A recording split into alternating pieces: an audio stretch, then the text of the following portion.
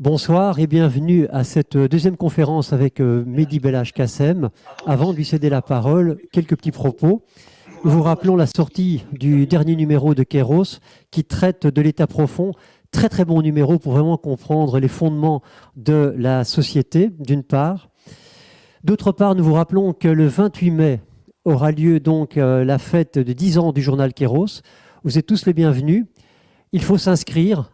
Et vous avez toutes les informations sur la page Facebook, sur le site même de Kéros, sur notre page, les amis de Kéros. Et donc, la fête aura lieu de midi à minuit, donc le 28 mai. Inscrivez-vous. Mehdi Belhaj Kassem, je viens de vous le dire, nous l'avions accueilli, il y a encore le témoignage de cela, le 28 janvier. Il nous parlait donc du système, le pléonectique. Rappelez-vous, son livre vraiment majeur, son livre Somme. Aujourd'hui, il vient nous présenter son nouvel essai, Cholari Cocovirus. C'est vu le titre, vous en doutez bien, c'est un essai qui a été écrit à partir donc du mois de mars 2020, tout ce qu'on a compris peu à peu. C'est repris notamment la fameuse lettre à laquelle nous avions fait allusion lors de sa venue, la lettre qu'il avait écrite au maire de Turenne, c'est ça? Ah oui, c'est le ça. village où Le maire de, personnes. le maire de Mais Turenne. j'avais gagné au loto ce jour-là, c'est-à-dire que le soir, un résistant corrézien m'envoie la lettre du maire aux habitants du village. Et le lendemain matin, je vois sur je sais pas comment on dit, la chaîne de Silvano Trotta sur Telegram, il relaie la lettre du maire. Je me suis dit, bingo, j'ai gagné au loto. En une après-midi, j'ai écrit la lettre du maire et ça a fait effectivement le tour du monde. C'est des millions de vues, c'était assez hallucinant. Je ne m'attendais pas du tout à ça. Je savais que, puisque Silvano relayait ça, que voilà, il y aurait beaucoup d'écho à ma réponse, mais à ce point-là, j'imagine pas. À propos de lettres, avant de céder immédiatement après la parole à Mehdi, il y a une deuxième lettre qui est parue il y a quelques semaines, quelques mois peut-être maintenant, que Mehdi adresse à Alain Badiou. Rappelez-vous, on avait parlé aussi au mois de janvier. Il y a Alain Badiou a été un proche de Mehdi et il y a eu rupture en 2011. Un livre, Après Badiou, a été écrit. Et là, dans cette lettre, vraiment très très intéressante, lisez-la, elle fait une trentaine de pages, elle se trouve très facilement sur le net, particulièrement sur au journal François. Et dans cette lettre, Mehdi s'interroge sur le silence de Badiou en particulier, mais surtout aussi le silence des intellectuels en général, hormis quelques personnes, évidemment, dont il fait partie. Ce mutisme des intellectuels, français en particulier, mais on peut même étendre ça à notre pays aussi. Voilà pour la présentation de ce soir. Donc, le thème que Mehdi abordera ce soir est l'archi-transgression. D'emblée, je te cède la parole. Oui, bon, merci d'être là, ceux qui étaient là la dernière fois, les nouvelles têtes, etc., pour suivre à nouveau mes élucubrations. Donc, j'appelle ça archi-transgression parce qu'on m'a demandé et qu'à l'avance, je savais que cette vidéo, je la mettrais sur mon site. C'est-à-dire, moi, je mets sur mon site uniquement mes conférences. Je ne mets pas les interviews, je ne mets pas les débats, etc. Parce que j'essaye de trouver un espace de respiration qui est celui de la vraie création philosophique. Donc, chaque fois que je peux faire une conférence indépendante et qui ne me parle pas, donc je vais vous décevoir dès le début, je ne vais pas parler du Covid, sauf éventuellement les questions que vous me poserez après. Parce que un des principes de ces conférences, je les appelle les conférences dialogiques. Dialogiques, pourquoi? Parce que c'est l'origine même de la philosophie, c'est le dialogue, c'est la construction du dialogue. Donc il y a un côté Socrate punk 2.0. Voilà, à chaque fois j'improvise, je prépare rien à l'avant, j'ai une petite idée de ce que je vais faire. Et effectivement, la dernière fois que je suis venu ici, j'ai présenté ce que j'appelais mes 4 doublés transcendantaux. Attention, prenez pas de doublé de Doliprane. Mal à la tête, ces philosophes, ils adorent les mots barbares. Et effectivement, on adore les mots barbares. La preuve, le mot principal de mon travail philosophique, c'est pléonectique. Pléonectique, ça vient du grec, ça veut dire avoir plus. Par extension, ça veut dire avoir toujours plus. Et ce que j'ai fait, je le récapitule extrêmement vite. Vous pouvez voir la vidéo qu'on a déjà faite avec Kairos. C'est comment est-ce que l'humanité, qu'on croit en Dieu ou qu'on ne croit pas en Dieu, a en tout cas été investi dans le cosmos d'une puissance d'appropriation qui n'existe nulle part ailleurs dans la nature, c'est-à-dire dans la petite planète Terre à qui est arrivé ce miracle statistique qui s'appelle la vie. Miracle statistique si on ne croit pas en Dieu. Si on croit en Dieu, on se dit c'est quand même vraiment mal foutu. Et j'ai donné donc ce qu'on appelle transcendantal en philosophie depuis Kant, c'est les conditions de possibilité. Donc j'ai donné les 4 doublés, comme ça je ne vais pas les résumer ici, ça serait trop long. Et il y a déjà la vidéo d'avant qui expliquait ça. Il y avait un doublé transcendantal dont je parlais, qui était législation, transgression. Et c'est de ça que je vais parler ce soir. C'est ce doublé-là que je vais approfondir après avoir introduit aux 4 autres doublés dans la conférence et la vidéo précédente. Donc, transcendantal, doublé transcendantal, ça veut dire condition de possibilité. Ça veut dire que nous, êtres humains, et nous seuls, c'est-à-dire les animaux, ils sont absolument pas comme ça, tous les autres animaux, c'est-à-dire là encore, statistiquement, c'est un vertige absolu. Pourquoi est-ce qu'il n'y a que l'être humain qui s'est fourré dans cette espèce d'impasse, j'ai envie de dire, surtout à la lumière de ce qui se passe aujourd'hui, mais au fond, toute l'histoire de l'humanité est scellée par cette impasse, de se fourrer dans un jeu permanent de législation et de transgression à travers lequel on est obligé de se faufiler de manière plus ou moins virtuose, surtout depuis ce qui se passe depuis 2 ans, où on est quand même dans une anarchie politique. Je parle beaucoup de l'anarchie dans mon travail, et dans ce livre que je vous recommande bien évidemment très chaudement, je parle beaucoup de cette question de l'anarchie et de l'anarchisme. Ça veut dire de l'anarchie au sens philosophique et de l'anarchisme au sens politique. Ce n'est pas tout à fait la même chose. Ça veut dire que l'être humain, depuis son origine, contrairement aux autres animaux qui, espèce par espèce, si vous les prenez dans leur multiplicité absolument innombrable, obéissent à des règles qui leur préexistent. Ça s'appelle l'instinct. C'est-à-dire ils obéissent, mais ça ne s'appelle même pas de l'obéissance.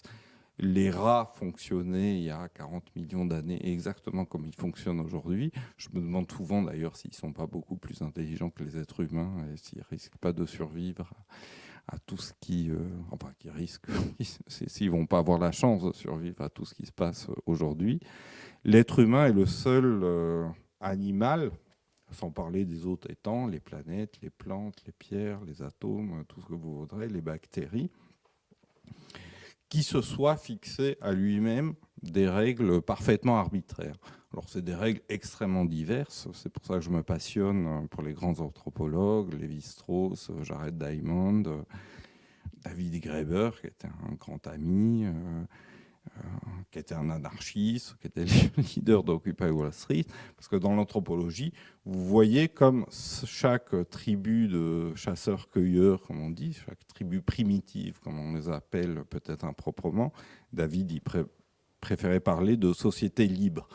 Et il a tout à fait raison, parce que dans toute cette question de législation de transgression, il est question de la liberté, de la définition philosophique qu'on doit donner à la liberté. Et c'est pour ça que je fais cette conférence là-dessus aujourd'hui, sans parler directement du petit Covid.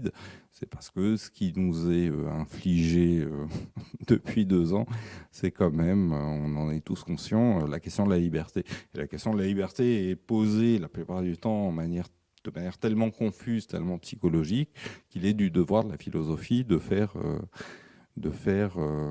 la lumière là-dessus. Donc voilà, j'appelle ça archi-transgression, mais vous comprendrez très vite pourquoi j'aurais pu appeler cette conférence, ça aurait été un peu prétentieux, un peu pompeux, de la liberté. Voilà. Donc la question, c'est pourquoi, contrairement à tous les autres animaux, sans parler de tous les autres étangs, tous les autres animaux obéissent à des règles qui les préexistent pour leur propre survie. Ce sont les règles évolutionnistes, éventuellement les règles de la prédation, par exemple.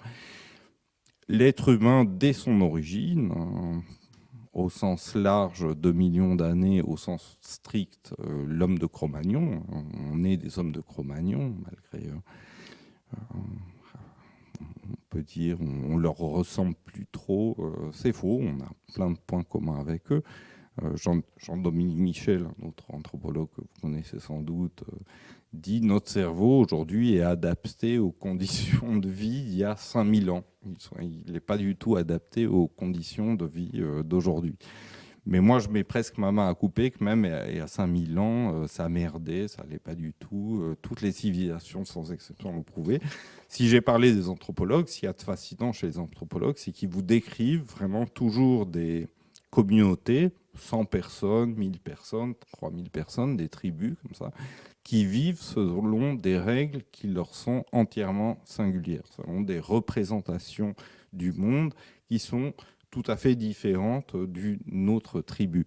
Si on regarde, si on jette un coup d'œil macroscopique sur la planète entière, effectivement, quel rapport entre une tribu de chasseurs-cueilleurs amazonienne ou du Sud-Soudan, c'est une tribu qui s'appelle les Neuers, et contrairement à la plupart des tribus amazoniennes où la santé mentale se porte très bien, les Neuers au Sud-Soudan, il y a vraiment des fous, ça veut dire des tarés qu'on ne met pas en asile psychiatrique. C'est ça qui est fascinant chez les tribus de chasseurs-cueilleurs, c'est que même quand il y a des fous, on ne les met pas. Voilà, l'asile psychiatrique, c'est vraiment une invention des sociétés dites développées. Et chez les Neuers, il y a effectivement des fous comme ça, mais qui se transforment en sorciers de la tribu, c'est-à-dire on leur attribue une certaine sagesse, alors qu'ils mangent des excréments, ils se foutent des trucs dans le cul, ils se masturbent en public, etc. Enfin, c'est vraiment des choses hallucinantes. Ça veut dire des gens qui transgressent, et donc on arrive au point, les règles de la tribu sont quand même intégrées à la tribu. On sait très bien que dans nos sociétés développées, il n'en va pas du tout de même, que toutes sortes de transgressions au sens vulgaire où on l'entend, et pourquoi est-ce que j'invente ce mot archi-transgression, c'est pour vous ouvrir à un sens plus profond, plus originaire et plus nuancé de la notion de transgression. Donc c'est de ça qu'on part, c'est de la définition moderne du concept de liberté, c'est Kant qui l'a donnée, et c'est une définition qui, contre toute attente, n'est pas positive. C'est-à-dire que le problème avec cette notion de liberté, c'est que quand on en parle, on dit, bon, la liberté, c'est de faire ce qu'on veut, mais c'est très flou, c'est très psychologisant. C'est-à-dire on ne comprend pas ce qu'est la liberté si on dit, ah, je fais ce que je veux. Bon, ben voilà, y a un gamin de 3 ans, je vais l'enculer en pleine rue, je fais ce que je veux. Donc, on sent très bien qu'il y a un problème avec cette définition purement positive du concept de liberté. La conception de Kant est beaucoup plus forte. Ça veut dire que l'être humain est lui seul, parmi tous les animaux, parmi tous les mammifères, est celui qui est susceptible de se donner des règles à lui-même qui ne sont pas dans la nature. Et là, tout devient beaucoup plus clair. Par exemple, on est tous habillés ici. Si je me mets à poil, petite transgression devant vous, voilà, pour faire mon punk, etc., ça sera une vraie transgression. Il y a une ambulance qui va arriver, qui va m'emmener à l'asile psychiatrique. Voilà, j'aurais fait ma démonstration d'artiste contemporain, mais je n'aurais pas fait ma démonstration de philosophe comme j'espère un peu la faire ce soir. Donc voilà, la définition de Kant est extrêmement forte, et moi c'est là-dessus que j'ai travaillé. C'est cet ensemble de règles, par exemple s'habiller le matin, aller travailler. La plupart des travaux sont, comme on sait, marqués par un fort indice de pénibilité, payer ses impôts, payer ses factures, suivre une règle, c'est toujours une règle qui n'est pas inscrite dans la nature. On parlait des animaux. Trouvez-moi une seule espèce animale parmi les millions et les millions qu'on peuplait la Terre et qui continuent à la peupler, qui ait contracté cette curieuse habitude de foutre des vêtements le matin, etc. Il n'y en a pas. Il n'y a que nous. Voilà. Et ça rejoint le mythe biblique du péché originel. Ça veut dire... à partir du moment où on s'approprie l'arbre du savoir, l'être humain s'aperçoit qu'il est nu et il a honte. Et donc, il met une feuille de vigne. Et c'est une explication, c'est un mythe extrêmement fort sur ce qu'est effectivement l'origine de l'humanité et qui est complètement corroboré aujourd'hui par la paléoanthropologie contemporaine. Donc voilà, c'est de ça que je suis parti. C'est-à-dire d'abord cette définition de Kant de dire la liberté, c'est négatif. C'est je m'inflige à moi-même une règle qui ne me fait pas du tout plaisir pour pouvoir coexister avec mes semblables.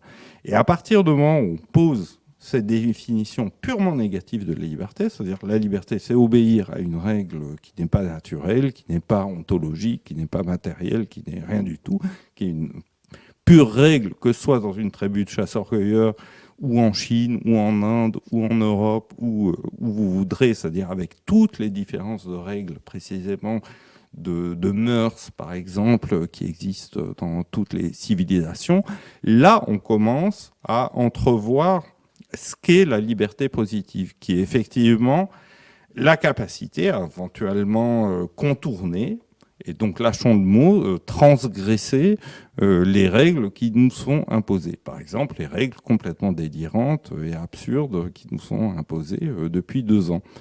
Et des règles d'autant plus délirantes et insensées qu'on a l'impression qu'elles changent tous les jours. Un jour, il faut porter des masques, le lendemain, il ne faut pas.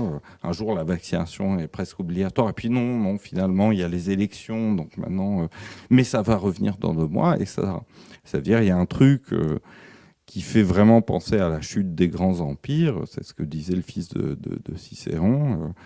Plus l'effondrement d'un empire est proche, plus ces règles sont absurdes. Donc c'est là-dessus que j'ai commencé à travailler, sur cette question de la liberté, sur ces questions de ce que j'appelle le transcendantal, législatif, transgressif. C'est-à-dire l'être humain est toujours pris comme ça dans un écheveau, un réseau absolument interminable et très tortueux de législation qu'il essaye, tant bien que mal, de transgresser. Et après, c'est au cas par cas, civilisation par civilisation, culture par culture, de la tribu de chasseurs-cueilleurs de 10 personnes à la Chine, et sont 1,5 milliard de personnes. Et comment j'ai approfondi la question? Ben là encore, on retrouve le péché originel, que je trouve que la Bible est beaucoup plus pertinente que la tradition philosophique là-dessus, même si chez les tout premiers philosophes comme Anaximandre, Héraclite ou Parménide, il y a des aperçus beaucoup plus pertinents que chez Platon et Aristote qui sont venus plus tard sur la question. Mais dans la Bible, c'est très clair. Ça veut dire l'être humain, c'est le péché originel. Et le péché originel, c'est ce que j'appelle l'architransgression. Alors qu'est-ce que ça veut dire? C'est pas du tout la transgression au sens où on entend communément. C'est-à-dire de commettre un crime, de commettre un larcin, de commettre quelque chose de pas bien. Mais des fois, il y a des transgressions qui sont pas bien. Si on est ici, c'est plutôt qu'on est des transgresseuses et des transgresseurs, dans le bon sens du terme, qui résistent à un pouvoir inique, etc. C'est des questions extrêmement complexes. Non, ce que je dis avec architransgression, c'est que c'est ce que dit le péché originel. Ça veut dire que l'appropriation de l'arbre du savoir a une structure transgressive. C'est-à-dire que l'être humain est structurellement l'animal transgressif et il est seul à être comme ça. On peut discuter sur les singes, nos plus proches cousins, et on peut donner des exemples. Et en discutant tout à l'heure, voilà, on parlera peut-être des bonobos. Moi, j'ai eu une vie complètement de sauvage, quoi, à la Rimbaud, un bohème classique. On dit souvent les bobos, les bourgeois bohèmes. Moi, j'ai eu une vie de bohème non bourgeois, de bonobo. Et donc complètement transgressive par rapport à... Et pendant 20 ans, je me suis dit, je suis un poète maudit, ça va pas, je suis fou, je suis machin. Et depuis 2 ans, en fait, je me sens très bien. Je suis très, très content d'être complètement marginal et étranger à la société et d'avoir eu comme ça une vie un peu sous-marine. Donc cette question d'architransgression, c'est la question de... l'appropriation des lois de la nature. Et cette appropriation des lois de la nature, avec l'invention de la chasse, avec l'invention de l'agriculture, a une structure, justement, originairement transgressive. Ça veut dire qu'il faut sauter par-dessus soi-même pour se rendre susceptible de science. L'exemple que je donne toujours en ce moment, cela dit, j'en parle aussi dans le choleric virus, mais en ce moment, pour les mêmes raisons dont je parlais au début de cette conférence Free Jazz, j'en ai marre de parler tout le temps du Covid, de tout le temps devoir répondre du Covid et tout. Donc, dès que je peux faire une intervention publique qui ne parle pas de ça, j'en profite. Et là, c'est vrai que c'est un livre auquel je pensais depuis de très longues années, qui est un livre sur la folie. Et en gros, ma thèse, parce que dans mon travail philosophique, je fais tout le temps ça, je dis, et si la folie précédait la raison? Et si la transgression précédait la législation? Et si le mal précédait le bien? Et si le mensonge précédait la vérité? Et tout ça, on retrouve cette question du transcendantal, c'est-à-dire, et si le mensonge était la condition de la vérité? Par exemple, si on ne nous avait pas autant menti depuis 2 ans, est-ce qu'on ne se retrouverait pas devant une vérité d'un type particulier qui est celui de moment? Si on n'avait pas fait autant de mal au nom du bien depuis 2 ans, est-ce qu'on ne serait pas en train de recouvrir, et ça, les philosophes sont malheureusement très à la masse sur ces questions, parce que là, il y a un tapis rouge pour eux, de recréer cette notion de bien, de recréer la notion d'éthique, transgression, législation, etc. Donc vous voyez ce que j'appelle archi-transgression, et dans ce livre sur la folie, et donc dans le Choleric-Virus, je donne toujours l'exemple, j'ai parlé des bonobos, mais si on prenait n'importe quelle tribu de singes et qui se mettait à frotter des silex, allumer des bûchers, faire des méchouis, construire des tentes, qu'est-ce qu'on penserait? On se dirait, mais elle est putain de dangereuse, cette espèce. Je prendrais mon fusil de chasse et je vais les abattre tout de suite. Au mieux, si on est très généreux, on appellerait les grands médias du monde entier, mais regardez ce qui se passe, c'est complètement délirant. Donc vous voyez, une manière extrêmement simple de illustrer cette question. La folie précède la raison, la folie en un certain sens, et la condition de possibilité de la raison. C'est-à-dire il a fallu un acte chez les Cro-Magnons totalement démentiel pour basculer dans cette autre chose qu'est ce qu'on appelle l'espèce humaine. Donc voilà mon propos de l'architransaction, c'est-à-dire il faut peut-être inverser la procédure habituelle des philosophes. On pose d'abord la loi c'est ce qui est première. Les philosophes, dans leur jargon et leurs mots barbares habituels, ils appellent ça l'ontologie, la science de l'être. Une des raisons, innombrables raisons de mes différends avec Badiou, c'est précisément ce qu'il appelait l'ontologie. C'est-à-dire pour lui, l'ontologie, c'est les mathématiques. Donc les mathématiques, comme c'est ce qui vaut universellement pour tout et tout le monde et partout et toujours, voilà, on est débarrassé. Et c'est pour ça qu'à la fin, il est pour le confinement, il trouve ça super. Il est pour le masque obligatoire, vraiment c'est génial. Et surtout, il aurait été à la place de Macron, il vaccinerait tout le monde obligatoirement. Voilà, le grand révolutionnaire Badiou. Mais voilà, donc, on va de Mao à Bill Gates.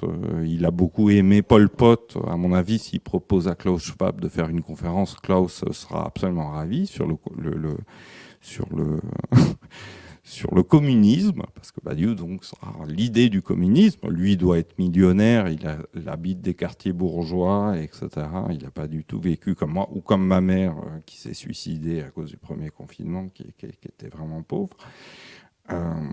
Voilà, ça veut dire c'est un grand révélateur ce qui se passe depuis 2 ans, de ce que chacun est, on a chacune et chacun d'entre nous un rendez-vous en quelque sorte avec son propre destin. Ce que voit pas Badiou justement avec cette question de mathématiques, et c'est pour ça qu'à la fin c'est Mao, c'est Pol Pot, mais ça c'est un vice invétéreux de toute l'histoire de la philosophie, c'est de considérer la politique comme étant une sorte de science. Donc de Platon à Mao jusqu'à Klaus Schwab et Bill Gates, voilà, on va faire de la politique comme on fait de la science. Et moi, et là on retrouve la question de la liberté dans mon travail, je ne cesse, c'est très précis, donc l'Oreikovirus, je bats complètement en brèche ça pour les raisons que je suis en train de vous dire. Ça veut dire la liberté, c'est de s'imposer des lois qui ne sont pas écrites de la nature. Là, j'étais avec un grand scientifique, un grand physicien que vous connaissez peut-être, Philippe Guillemont, qui faisait tout un truc justement sur la physique contemporaine, etc., mais qui parlait aussi du libre arbitre. Mais il ne faisait pas bien le lien. Et moi, en parlant avec lui après sa conférence, je lui dis « La liberté, c'est ce qui n'est pas la science ». C'est-à-dire que cet acte fou par lequel le Cro-Magnon, l'être humain, a créé la science, n'est pas lui-même scientifique. Donc vous voyez, on a la liberté en amont comme en aval. Et on est toujours dans ça aujourd'hui. Dans mon travail, c'est tout vraiment extrêmement clair. On fait de la politique à partir du moment où on laisse de côté la science. Ça veut dire un régime discursif qui vous dise ces règles-là, ces lois-là valent partout, toujours, tout le temps, pour tout le monde. Alors évidemment, aujourd'hui, voilà, dans le texte, le malheureux texte de Badiou qui s'appelle Remarques sur la désorientation du monde, parce qu'il a adoré faire ça toute sa vie, donner la leçon à tout le monde, comment s'orienter dans la vie, comment s'orienter dans la pensée, faites comme moi, Alain Badiou, faites ce que je dis, écoutez-moi. Et dans son livre, c'est ça. Ah, c'est scientifique, donc il faut le faire. Où sont vos arguments, cher Alain Badiou? Il n'y en a pas. Où sont les chiffres? Où sont les statistiques? Où sont les sources? Où sont les... Rien, zéro. C'est juste, il faut faire de la politique comme on fait de la science. Et c'est pour ça, voilà, Descartes, c'était pareil, Hegel, c'était pareil. C'est vraiment une tare invétérée d'un certain nombre de très grands philosophes que de considérer que la politique peut s'administrer comme une sorte de science. Et là, vous touchez en quelque sorte du doigt ce qui lie mon anarchisme philosophique, si j'ose dire, à mon anarchisme politique. C'est que précisément, la science, voilà, c'est ce que j'ai dit à Philippe Guillemont, la liberté, c'est exactement ce qui n'est pas la science. La liberté, c'est exactement l'être humain. Et donc là, on a une sorte de chiasme, parce que l'être humain, c'est celui qui a inventé la science. Et précisément parce qu'il a inventé la science, parce qu'il a inventé la chasse et l'agriculture, c'est-à-dire la technologie, c'est-à-dire un moyen, c'est ça que j'appelle le péléonectique, une espèce de puissance sur les autres étant que les autres n'ont pas. C'est-à-dire qu'il s'est rendu capable d'exterminer des espèces comme les urées ou les mammouths qui étaient physiquement 10, 100, 1000 fois plus puissantes que lui. C'est ça l'être humain, c'est-à-dire c'est quelqu'un qui, avec son cerveau, parvient à se rendre, comme dira Descartes, 20 siècles plus tard, enfin 20 siècles, 30, enfin millénaires même après les Cro-Magnons, maître et possesseur de la nature. On voit le résultat aujourd'hui. Ça veut dire c'est cette illusion de maîtrise que grâce à la technoscience, nous avons sur tout ce qui est. Et le résultat négatif de cette illusion, de ce fantasme de maîtrise absolument absolue sur tout ce qui est, c'est précisément ce que j'appelle la politique ou ce que j'appelle la liberté. C'est ce qui échappe totalement à toute science. La politique est quelque chose qui s'organise, je dirais, de fil en aiguille, de proche en proche. C'est vous, moi, c'est chacune de nos petites expériences personnelles mises bout à bout. Donc voilà, voilà, j'ai lucubré pendant une petite demi-heure et comme je vous dis, j'aime beaucoup échanger avec le public. J'ai jeté les bases de quelques... C'est très important, voilà, je les fourre toutes, les interventions, les conférences plus ou moins longues que je fais voilà, en mode free jazz, pour que vous voyez comme tout se lie. C'est-à-dire les mauvais philosophes ou les très très mauvais comme Raphaël Entov, ils prennent un concept, ils font une disserte et puis voilà, ils sont contents. Ah, la vaccination, bon, Entov et Badiou, là, en ce moment, ils peuvent presque s'embrasser sur la bouche, même si l'un est génial, malheureusement, Badiou, c'est un peu le Heidegger d'extrême gauche, quoi. Heidegger... j'ai jamais douté de son nazisme, de son antisémitisme. J'étais le seul à parler ça, de l'antisémitisme de Heidegger il y a 15 ans. Maintenant, tout le monde... Ah, il faut plus lire Heidegger. Non, c'est plus compliqué que ça. Et Badiou, c'est un peu pareil. Oui, c'est un horrible... Oui, c'est tout. Mais il a eu des... Bon, et Tov, non, c'est vraiment zéro. La très très bonne philosophie. En ce moment, j'ai un problème de cheville. Hein. Je le dis souvent depuis 1 an et demi. Là, je connais un certain nombre de gens du personnel soignant et je leur dis si vous avez des ceintures de chasteté pour chevilles, parce que là, je risque une AVC, une attaque vasculaire des chevilles. Voilà, la très bonne philosophie, c'est quand les concepts communiquent les uns avec les autres. Donc, la première conférence que j'avais faite ici, c'était vraiment mes 9 concepts fondamentaux et d'introduire à la manière dont ils communiquaient les uns avec les autres. Et si je mets à bout uniquement mes conférences sur mon site, parce que le site n'est pas là, medibelashkasem.com, pour faire la promotion de mon nombril ou de mon petit narcissisme, mais à point nommé de ma philosophie, d'essayer d'introduire voilà, cette compénétration, à cette superposition, à cette communication de tous les concepts entre eux. Voilà, bon, j'attends vos questions.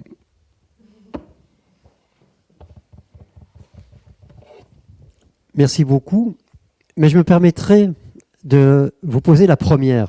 Et c'est à la suite de ce que je viens d'entendre et ce que j'ai lu dans la lettre à Badiou, donc celle de 30 pages. C'est que vous rappelez que l'essentiel de l'inspiration libertaire, c'est que l'État n'est pas là pour notre bien. Hein, et ça m'a fait penser, bien sûr, à cette fameuse phrase dans Ainsi parlait Zarathustra de Nietzsche. Rappelez-vous, il dit « Moi, l'État, je suis le peuple ». Et pour Nietzsche, c'est un pur mensonge. Qu'est-ce que vous pensez de cela ? C'est ça qui est terrible dans le cas de Badiou. C'est-à-dire que, par exemple, chez Badiou, il y a un concept très intéressant qui tire des mathématiques, de Gödel, etc. C'est ce qu'il appelle l'excès de la représentation sur la présentation. Alors, dans mon travail philosophique très technique, très sophistiqué, dans donc, ce livre qui s'appelle Système nucléonectique, je déconstruis ça. C'est trop long, trop sophistiqué, justement, à retracer. Je déconstruis le côté, parce qu'il ne peut pas expliquer l'excès de la représentation. Voilà, je le dis de manière rigolote dans mon livre, je dis, ma machine à café, elle n'a pas l'air pressée de mourir d'un excès de la représentation sur la présentation. Un chien qui vient me mordre avec la rage, c'est pas par excès de représentation sur la présentation, etc. Ça veut dire cet excès de la représentation sur la présentation, qui est un problème philosophique extrêmement profond et extrêmement politique. Voilà, il est circonscrit à ce que j'appelle la clôture anthropologique, c'est-à-dire ça ne concerne que l'être humain. Donc avec Badiou, c'est toujours pareil, ça veut dire il donne des chantiers, des outils, il se prend pour un grand systématisateur et tout, mais en fait, non, c'est un immense chantier, un immense laboratoire conceptuel où il y a beaucoup à prendre, beaucoup à laisser. Et il aurait eu tellement à dire sur la situation actuelle depuis 2 ans, mais voilà, il s'était déjà trompé complètement sur les gilets jaunes, et son livre en témoigne de manière accablante. Ça veut dire les gilets jaunes, c'est déjà des gens qui se sont révoltés contre une représentation qui coïncidait plus du tout avec la présentation, une représentation qui coïncidait plus du tout avec le réel. Et évidemment, avec la crise du Covid, ça a pris des proportions absolument délirantes. C'est pour ça que pour moi, le plus grand penseur politique des 50 dernières années, c'est vraiment Guy Debord, qui a diagnostiqué cette maladie terminale du capitalisme, qu'il appelait la société du spectacle. Ça veut dire quand la représentation n'a plus aucun rapport avec l'expérience subjective de chacun d'entre nous. Évidemment, c'est pas aussi simple que ça, parce que ce qu'on est bien obligé d'appeler les covidios, eux croient complètement à cette représentation dont on les farcit comme ça depuis 2 ans. Ils portent des masques tout seuls dans leur voiture, ils prennent des douches avec le masque. Donc, ils ont une expérience comme ça subjective qui est complètement... Ils sont coupés d'eux-mêmes, quoi. Il y a une sorte de schizophrénie objective. Moi, si j'écris en ce moment ce livre sur la folie, c'est que personnellement, j'ai eu un certain nombre de problèmes psychopathologiques assez graves, qui allaient de la dépression à la paranoïa, à certains épisodes psychotiques. Et comme je l'ai dit hors caméra à Chloé Framery, avec qui j'ai fait quelques vidéos, je lui ai dit c'est la meilleure thérapie psychiatrique que j'ai jamais eue là depuis 2 ans. Ça m'a guéri de tout. Plus besoin de dépression, plus besoin de paranoïa, psychose. La psychose est tellement Quand je vois tous ces gens avec les masques, je pense beaucoup au sketch des Monty Python, le ministère des démarches à la con. Voilà. Tout ça pour dire que c'est vraiment le problème philosophique moderne depuis Kant. Ce que Kant a appelé la critique de la métaphysique, c'est précisément la critique de tous ces constructions conceptuelles normatives qui, au bout d'un moment, ne correspondaient plus à l'expérience réelle.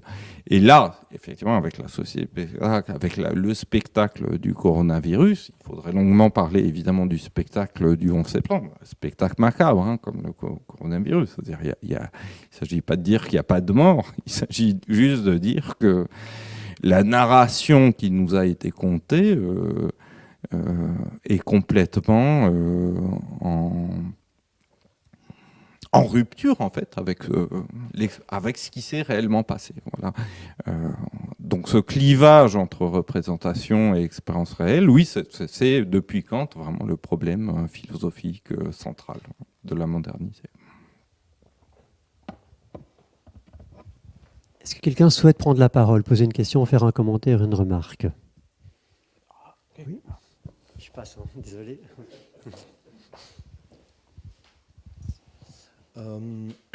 Moi, je pensais, ce que je voulais savoir, c'est pour moi, un des mots les plus importants à l'heure actuelle qu'il nous s'agit de développer de manière éminemment pratique. Donc, à développer de manière pratique, c'est la notion d'autonomie.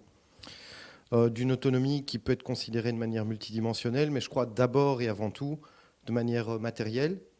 Donc, tout ce qui est alimentation et tout. Puis ça peut être politique, psychologique, émotionnel, spirituel, mais la base. Et je me demandais, toi, dans ta pensée, ce mot-là, par rapport au déterminisme, duquel tu parles, c'est un petit peu ça, finalement, la transgression, si je comprends bien, c'est ce qui nous fait sortir du déterminisme naturel, des règles qui nous précèdent, en fait.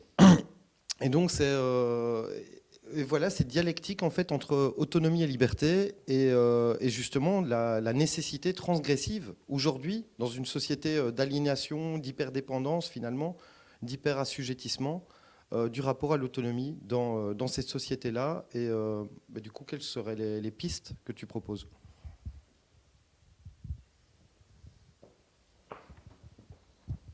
Voilà, tout ça va ensemble. Enfin, ce qui est éclairant dans ce que tu dis, c'est que mais les idées importantes sont toujours simples et c'est elles qu'on met le plus de temps à trouver. C'est-à-dire, c'est précisément là, tu fais le lien entre les deux sens que je donne au mot transgression, qui sont très différents. C'est-à-dire une transgression originaire, cette de pulsion de dépassement, et qui a fait que l'être humain est devenu comme je dis dans mon jargon, l'animal de la virtuosité technomimétique, voilà. Parce que, comme je l'ai expliqué dans la conférence précédente, la capacité d'imitation qu'a l'être humain, la capacité à la technologie, c'est une seule et même chose. Et la transgression, au sens où on l'entend couramment, c'est-à-dire la capacité à ne pas obéir à une règle qui se prétend scientifique. Enfin, je veux dire, c'est quand même le drame depuis 2 ans. On nous dit c'est scientifique, ça n'a rien à scientifique, c'est sanitaire, ils détruisent la santé publique. En France, en tout cas, c'est vraiment c'est plus que des décombres, l'hôpital public. J'imagine qu'en Belgique, c'est la même chose. Partout, c'est la même chose. Moi, j'aimerais pas tomber malade en ce moment et me retrouver à l'hôpital. Hein. J'ai vraiment l'impression que c'est un coupe-gorge en ce moment. Donc, par rapport à la question de l'autonomie, ben là, c'est là où tout ça est très très cohérent. Ça veut dire, moi humainement, parce que j'ai des morts dans ma famille, j'ai parlé de ma chère mère, mais j'ai un cousin qui est mort après la double injection, un autre qui est handicapé alors qu'il était en parfaite santé. Celui qui est mort, il avait des problèmes de circulation. Ah, bizarre. J'ai des amis super fatigués, dépressifs. Kyste ovarien, fausse couche, voilà. C'est absolument infâme ce qui se passe. Mais les gens veulent pas, et c'est toujours cette question de représentation. ils ont perdu, et ça c'est passionnant philosophiquement, sur ce que Kant et Schopenhauer à sa suite appelaient la différence entre l'entendement et la raison. Et bizarrement, et ça revient à ce que je dis entre une coappartenance finalement originaire de la raison et de la folie, seul l'être humain est capable de raison. C'est-à-dire Kant et encore plus Schopenhauer, ils disaient tous les animaux ont de l'entendement, même une tique. Ça veut dire ils ont une relation très très claire à ce qui est une relation de cause à effet. Ils ont eu, c'est ça l'entendement. C'est quand on comprend telle cause, tel effet. Et quand on est un être humain, non, c'est pas le vaccin qui a tué mon fils de 15 ans de myocardite. Ça peut pas être ça. Ça peut pas être ça, le pouvoir le dit. Donc tu vois ce décalage entre représentation et c'est là où tout ça est vraiment cohérent sur... Moi, j'ai toujours été anarcho-situationniste, comme j'aime bien dire. Situationniste, c'était Guy Debord, c'était la société du spectacle. Donc, combattre la société du spectacle. J'ai commencé à en parler, les Gilets jaunes, ils connaissaient ni Debord, ni les situs, ni la notion de société du spectacle. Et depuis, ils n'arrêtent pas de dire, nous, on veut combattre et détruire la société du spectacle. Donc c'est vrai qu'en tant qu'anard, pour moi, en tant qu'être humain, ben voilà, je suis absolument accablé et horrifié par tout ce qui se passe depuis 200, puisque c'est quand même des morts et des victimes, des handicapés autour de moi. Mais intellectuellement, je peux pas m'empêcher quelque part de me réjouir, parce que les anards n'ont jamais eu autant raison qu'aujourd'hui. L'État n'est pas là pour notre bien, le gouvernement n'est pas là pour notre bien, les médias de masse... honneur à Alexandre et bravo à Kairos pour tout le boulot qu'ils font ici. Les médias de masse ne sont pas là pour nous dire la vérité. Donc, il n'y a jamais eu autant de raisons d'être anarchiste qu'aujourd'hui. Et anarchiste, ce n'est pas du tout des gens qui veulent foutre le Bronx ou le chaos. Les marxistes-léninistes... Bon, dans ma lettre ouverte à Badiou, je le taquine là-dessus. Le vieux Mao, Mao Ican, comme je dis, ou Mao Caviar... Mao, Rotary Club, David Rockefeller avait une admiration pour Mao, mais qui était délirante. Il adorait Mao Tse-tung. Donc je dis à Alain Badiou, je rêve d'un truc anachronique, une discussion entre vous et David Rockefeller. Ça, c'est vraiment le maoïsme du Rotary Club, quoi. C'est vraiment la bourgeoisie délirante. Voilà. Les anards, c'est des gens qui, dans leur écrasante majorité, sont extrêmement pacifistes. Comme le disait Proudhon, l'anarchisme, c'est le maximum d'ordre, mais c'est l'autodétermination, c'est la délibération directe. C'est vraiment ce que me disait mon ami David Graeber-Dunon dans le livre d'entretien qu'on a fait ensemble sur l'anarchie. L'anarchisme, il disait, voilà, c'est vraiment la conviction qu'on peut arriver à des résultats politique beaucoup plus concluant. Si vous mettez 50 personnes qui ne sont pas d'accord, mais qui commencent à discuter, à vraiment échanger des arguments, que si vous mettez 3 millions de personnes qui sont d'accord dans le même parti. Bon, LREM n'a pas 3 millions de personnes, je crois qu'ils n'en ont même pas 20 000, mais on arrive à toujours réélire le même président exemplaire. Voilà. C'est ça, Donc bien sûr, voilà, la réponse, elle est dans ta question. Bien sûr, l'autonomie, c'est plus simplement avec ce qui se passe depuis 2 ans, c'est que c'est plus une simple question, comme c'était avant, de mon opinion politique, à mon avis, la forme de vie, je préfère plutôt ça, je vais aller vivre dans le Larzac, Maintenant, c'est une question de survie. C'est plus une question de, à mon avis.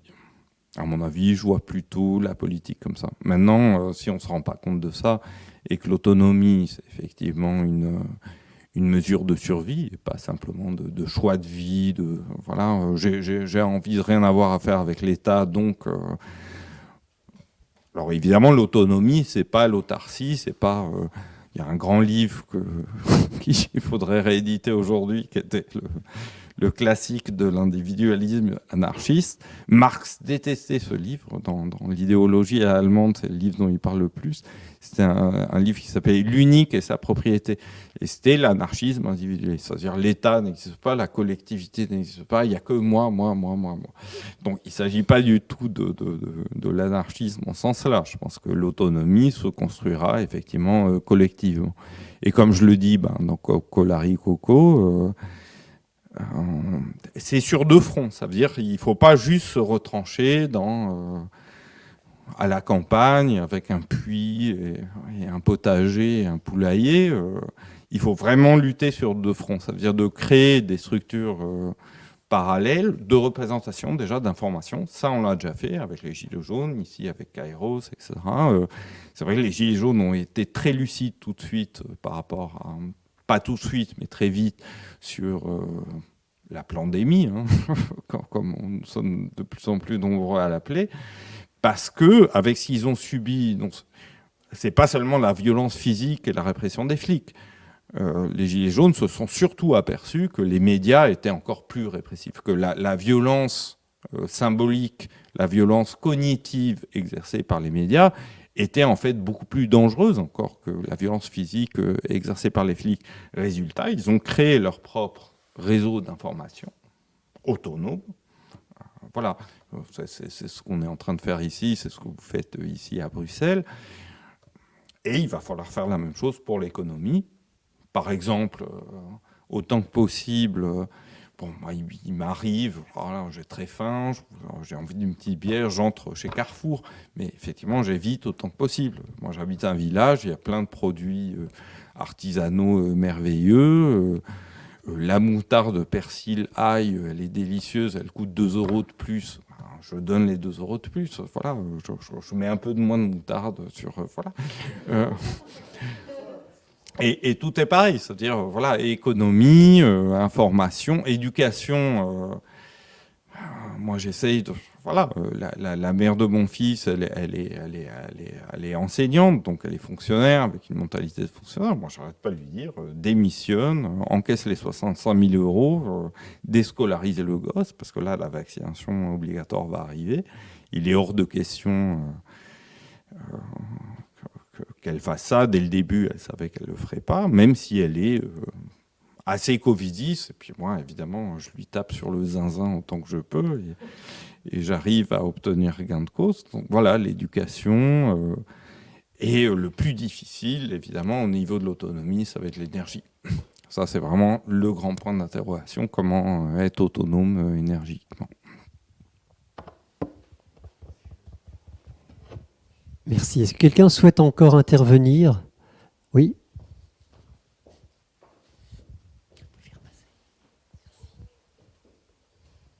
Merci. Pour poursuivre la discussion sur la transgression et la norme, et en repartant de David Graeber et de ses travaux formidables, et je me permets de dire aux amis de Kairos que là, je viens de lire sa somme posthume, hélas, qu'il a écrite avec un archéologue, David Winslow, où il montre la liberté incroyable que les êtres humains, les communautés humaines peuvent se donner comme règle, avec une variété qui d'ailleurs peut être saisonnière. Enfin bon, mais j'aimerais connaître votre point de vue quant à ce grand mouvement historique qui a connu une accélération quasiment incessante depuis l'époque moderne. Et là, il y a une hyper-accélération. Donc il ne s'agit pas simplement d'archi-transgression, mais d'hyper-accélération, de concentration incroyable de toutes les formes de pouvoir, que ce soit le capital, que ce soit les médias, que ce soit le pouvoir physique, militaire, etc., etc. On assiste à ce... Quelle serait votre grille de lecture et d'analyse ?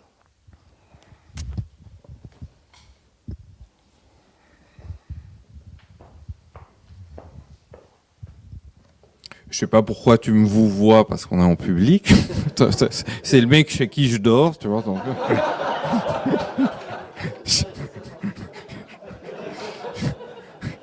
Petite transgression entre amis, bon. C'est très intéressant ce que tu dis, c'est-à-dire là, je vais vraiment répondre du tac au tac, mais c'est assez sophistiqué. Alors tu évoques David, moi je suis pareil en train de lire son livre, mais j'ai tellement de trucs à faire, j'arrive pas à avancer aussi vite. Mais c'est exactement ce que tu dis, c'est-à-dire pluralité de monde, pluralité de coutumes, pluralité de liberté en fait, au pluriel. La liberté, évidemment, un mot qui se prononce pas au singulier, mais au pluriel. Et ça, c'est, je dirais, le truc le plus complexe qu'il y a dans mon travail philosophique, c'est démontrer pourquoi, et là, il y a un chiasme, c'est très dialectique, c'est très contradictoire. Ça veut dire, c'est précisément parce qu'on est capable de s'approprier les règles, les lois de l'être et de la nature, et c'est ça qui s'appelle la science, que derrière, il y a toute cette pluralité, tu vois. C'est ça que j'essaye de démontrer, de décrire dans mon travail, et j'ai encore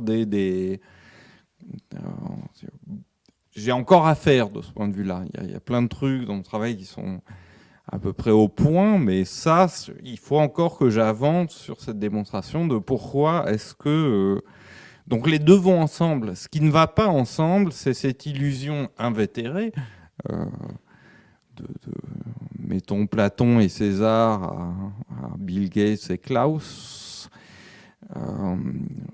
d'administrer la politique comme on administre une science. Mais ce qui est immédiatement visible à l'œil nu, on en est tous ici la preuve vivante, c'est que ça ne marche pas et que ça ne marchera jamais. Ça, c'est vraiment ma conviction. C'est-à-dire ils n'arriveront pas à leur fin. Un des philosophes qui m'influence le plus, c'est Rainer Schurman. Il a écrit un livre qui s'appelle « Les hégémonies brisées ». Il décrit comment toutes les civilisations qui ont essayé d'installer une grande hégémonie se sont toujours effondrées. C'est vraiment par définition. C'est-à-dire que la métaphysique, c'est cette espèce de folie de la pensée, à point nommé, qui essaye de fixer des règles pérennes, des règles qui vaudraient partout, toujours, tout le temps, pour tout le monde, et donc qui transcenderaient la condition animale mortelle de chacun d'entre nous. Et ces hégémonies, effectivement, subissent...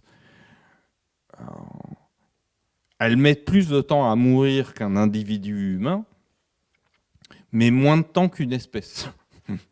Tu vois, les grandes civilisations, la Grèce, Rome, le Moyen-Âge chrétien et la modernité post-cartésienne ou post-kantienne, toutes nous ont dit, vous allez vivre, ça y est, on a trouvé le principe qui va vous commander, qui va vous organiser, qui va faire que tout va aller bien dans le meilleur des mondes. Le marxisme, n'en parlons pas, enfin, le libéralisme, pareil. C'est pour ça que l'anarchisme est aussi intéressant, parce que c'est pas une idéologie, l'anarchisme. C'est plutôt systématiquement une contre-idéologie qui essaye de résister à tous les régimes hégémoniques qui disent... Et là, depuis 2 ans, c'est sûr que c'est... On a l'hégémonie idéologique la plus ridicule de tous les temps. Déjà, la guerre contre le terrorisme, c'était un peu grotesque, parce que par définition, alors, comme le disait David dans le livre d'entretien qu'on a fait ensemble, par définition, une guerre contre le terrorisme, vous ne pouvez pas la gagner. C'est une non-guerre. Mais alors, la guerre contre un virus, comment vous voulez gagner une guerre contre un virus? Il y en a 200 millions par jour de virus. Par jour, on en contracte 200 millions, on est en contact avec 200 millions de virus. Ce qu'il y a de grotesque dans tout ça, moralement, je veux dire, le judaïsme, ça avait de la gueule. La grécité, ça avait de la gueule. La romanité, ça avait de la gueule. Le catholicisme, ça avait de la gueule. Le protestantisme, l'islam, etc. Le communisme, ça se tenait. Mais là, non. L'idéologie depuis 2 ans, c'est vit, pense et agit en permanence de manière à ne pas attraper et à ne pas transmettre la grippe. Voilà. On doit tous s'organiser. Jamais on a eu comme ça une espèce d'idéologie aussi ridicule. Et c'est vrai que c'est terrible de voir des intellectuels. Mais c'est vrai que Badiou, c'est mon chouchou. C'est Badiou, c'est le philosophe le plus traduit, commenté, lu dans le monde. Donc c'est du nanan, c'est super. Je ne vais pas perdre mon temps avec Entov ou avec mon ex-éditeur BHL, mais si BHL, je vais quand même lui consacrer un petit article bientôt pour François.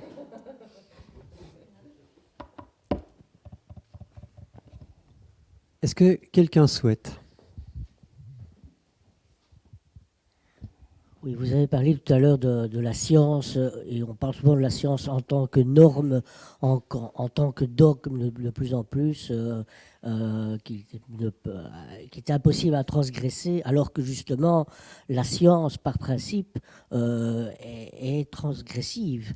Et d'ailleurs, il y a tout un courant scientifique, je parle notamment de la physique quantique, vous avez parlé de Philippe Guillemot, qui remet en question pas mal de choses, notamment la relativité d'Einstein, qui remet en question même des notions aussi fondamentales que l'espace et le temps, et qui d'ailleurs, quelque part, rejoignent certains courants spirituels. Je pense notamment à l'anthroposophie de Rudolf Steiner, ou même éventuellement Max Endel avec la cosmogonie des Rose-Croix. Je parlais de celui-là parce que lui parle également au niveau des animaux, donc de la différence par rapport, disons, au genre humain, c'est que les animaux auraient une conscience groupe, et que les êtres humains ont transcendé cette notion. Donc je voulais voir quel est votre point de vue également par rapport à ces recherches scientifiques qui remettent en question la science dogmatique.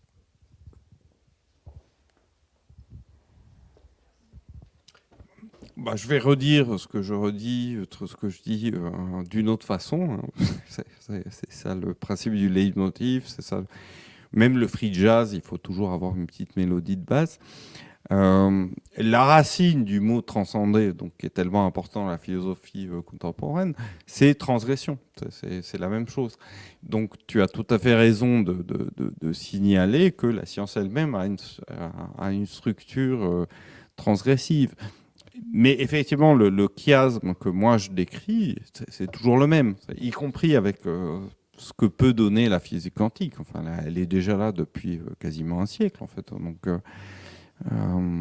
moi, c'est vrai que chaque fois, c'est la réserve que j'ai avec Philippe Guillemot, mais pour l'instant, je n'ai regardé que ses interviews ou sa conférence en présentiel, comme on dit aujourd'hui dans la novlangue.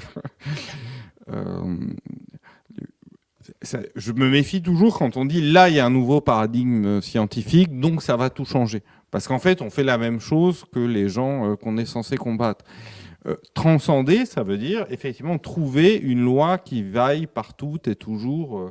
Mais effectivement, quand les Cro-Magnons s'approprient les lois de fonctionnement du mammouth pour manger du méchoui tout l'hiver et mettre des pots qui tiennent bien chaud, effectivement, ils épuisent ce que sont les règles des mammouths et ils épuisent les mammouths eux-mêmes.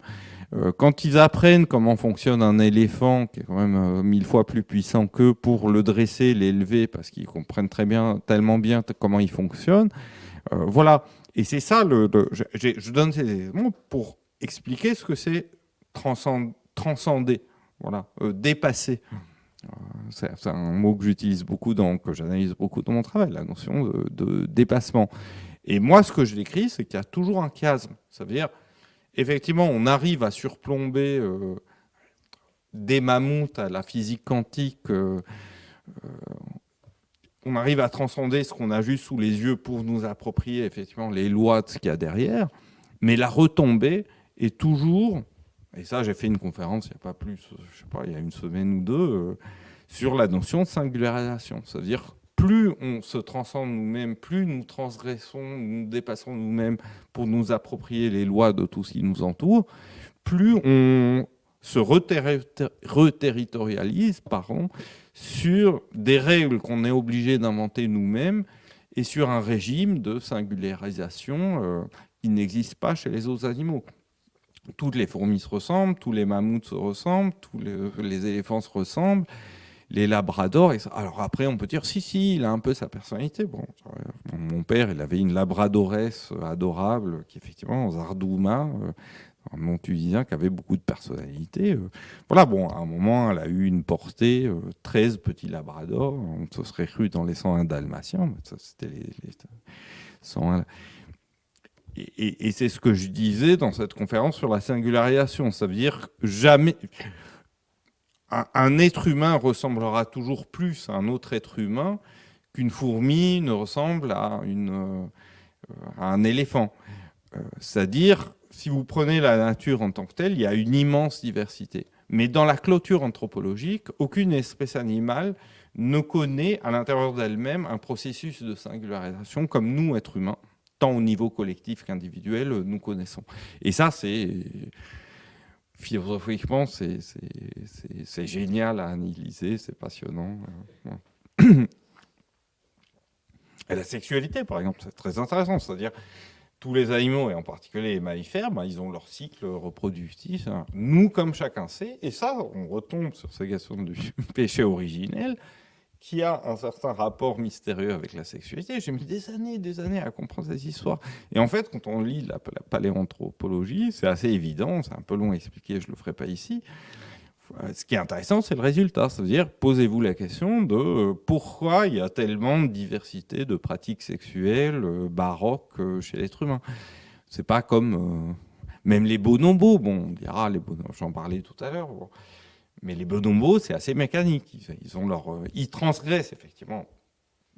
Et donc, ils nous parlent beaucoup, ils transgressent les règles de la reproduction pure, parce qu'ils sont parmi les rares mammifères à coïter pour autre chose que pour une espèce de régulation des tensions sociales et non pas simplement pour se reproduire. N'empêche qu'ils se reproduisent aussi. Mais c'est vrai que l'être humain, dès le départ, la sexualité a à voir avec un détournement de la simple fonction reproductive, un détournement qui évidemment prend des formes de plus en plus sophistiquées et très souvent horribles. C'est-à-dire la question du mal. Ce qui est intéressant chez des auteurs comme ça, des batailles qui étaient athées, etc., qui ne juraient que par la sexualité, etc., c'est qu'au fond, ils disent la même chose que la Bible. Ils disent la sexualité a une partie liée tout à fait essentielle avec le mal. C'est-à-dire ça voulait renverser comme ça l'ordre chrétien, etc. Mais au fond, il dit exactement la même chose. Il ne fait que confirmer le christianisme en disant les crimes les plus horribles se font sous forme sexuelle. Et ce que je veux dire par là, et que j'analyse vraiment en détail, et ça, j'ai envie de le reprendre en ce moment. Problème, quand on parle de la sexualité, c'est pas comme on parle des autres sujets philosophiques, parce que là, c'est notre corps qui est touché à chacun d'entre nous. Donc si je commence à développer ma théorie de la sexualité devant vous, qui est assez sophistiquée, je vais être obligé de parler de nos corps. Moi, je ne fais pas du gender philosophie, je laisse ça à la gnognotte universitaire. Non, moi, je fais du trash, du cash. Et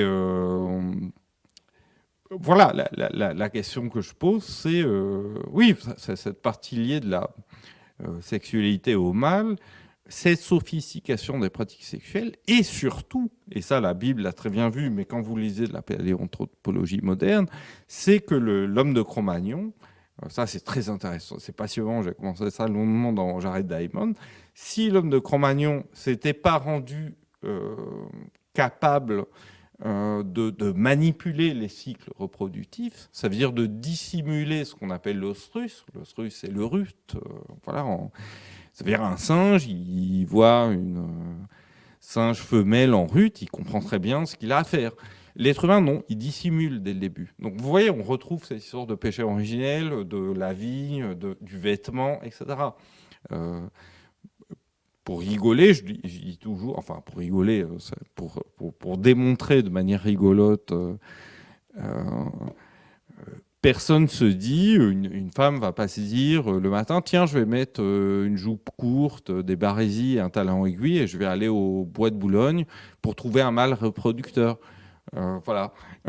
Donc la sexualité humaine est immédiatement dans le semblant. Et ça, c'est fascinant. Et la psychanalyse a eu des aperçus tout à fait géniaux là-dessus, mais j'essaye encore...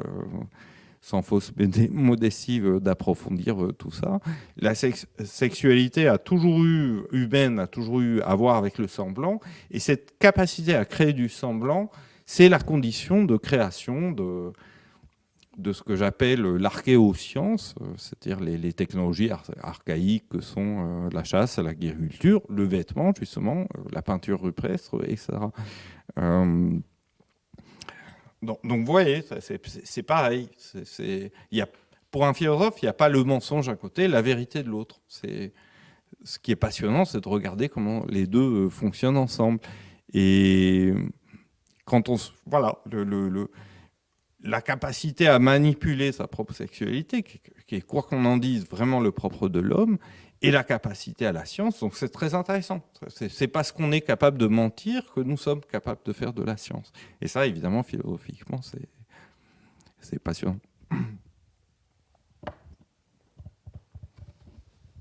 Merci beaucoup, Mehdi. Merci pour cette conférence. Merci pour vos interventions.